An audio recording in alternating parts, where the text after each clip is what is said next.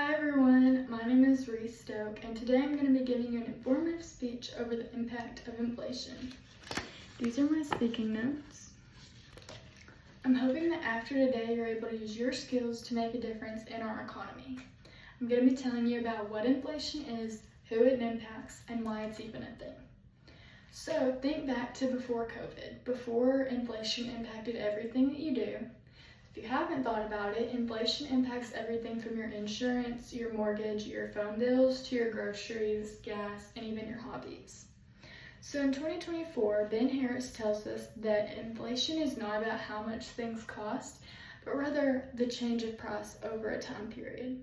There's no single culprit in this issue, but when inflation rose and COVID spiked our market economy, unemployment rates arose, and there were less hands-on work. So this also resulted in less goods, products, and services for our economy as a whole. So in 2021, Rebecca Lake does her research and discovers that the Fed's target a 2% annual increased rate that's measured by pricing indexes. So from this point on, that rate will only increase because of the growth of our economy. It will never be influenced back down. And a lot of people like to ignore the issue, but it's mainly because they're unaware of how serious the issue actually is. But it's inescapable for everyone, so you need to know how it impacts you.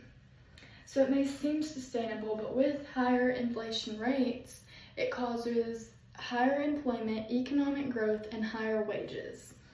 This lets us dedicate more time to work and be able to support better and more for our families.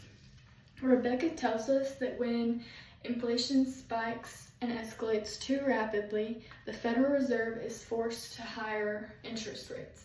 This also increases the cost for consumers and businesses to be able to borrow money. So when you're going to buy a house, when inflation's higher, you're paying for a higher rate, which means you're overall spending a lot more money than you would had inflation not impacted that. It's the same thing with buying a car, anything that you want to buy. With especially higher purchases, it's going to impact you no matter what. So those that save their money, those that have low homeowner rates, and those that invest their money in stocks benefit from these higher rates because as inflation increases, their income's also increasing. Diversification benefits long-term investors because they're taking risk when spending their money, but they're also getting large returns because they've invested it smart. Always search for the low rates for yourself and save your money because you never know when you're going to be the one in the hole that needs this extra money and this extra fallback net. So when paychecks shrink, inflation rises. Those that are on fixed incomes, those that borrow money, those that have adjustable mortgage rates, no investments, retirees, and workers may experience detrimental struggle with their finances according to Rebecca Lake's research. When the issue's at its peaks, their cost of living and supply needs has to go down because you're not going to be able to survive if you don't reduce other things to be able to provide for these needs. Do you ever wonder why inflation is a thing? Because most people like to not even think about it, but I always wonder why we can't just lower the cost. It's an unsolvable case, but a lot of people like to share their research to be able to help other people go through this process so they're not alone. In 2023, Richard Hernandez did his own research over what caused U.S. inflation to rise since 2020 and where is it headed. He broke his research down into the core inflation and the deviations from it. As the labor market tightened, core inflation rose, and as the ratio of job vacancies rose, the ratio measures the wage pressures that pass through prices of goods and services. In 2024, John Grigsby does his research and realizes the foundation of the issue comes from different households and their portfolio decisions. So even though your household may be doing something one way and mine may be doing another, I may be struggling, but you may not. And it doesn't matter about our class because we're all experiencing the same struggle.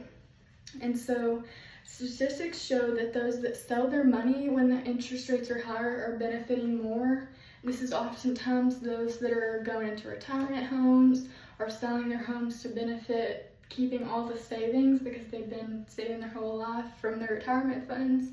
And then those that experience drawbacks are the younger college educated households that are becoming adults in this economy. In 2024, John Horwich does a house poll survey that shows the pressure from the different classes. So because financial security is so low during these times of high inflation, all classes are stressed. It's not just the high class, it's not just the low class, and the middle class is just set in stone. Because at any moment, at any time, it could be the high class that's struggling and the low incomes are getting the benefits. There's just no way to predict it. It could be at any way, at any time. So what are you gonna do to make a difference in your community? There are many ways that we're able to think about this and save for ourselves. The issue is never gonna go away, so research your own and see what's gonna benefit you and your family the best. Don't ignore this issue, it's not going anywhere. So plan ahead, save your money, make smart investments, and it's gonna continue to fluctuate. So do your best, and then finally, prepare for the worst and expect for the best in your finances and in your life. Always have the best solution so that you're ready for the outcome no matter what it may be. So thanks, bye.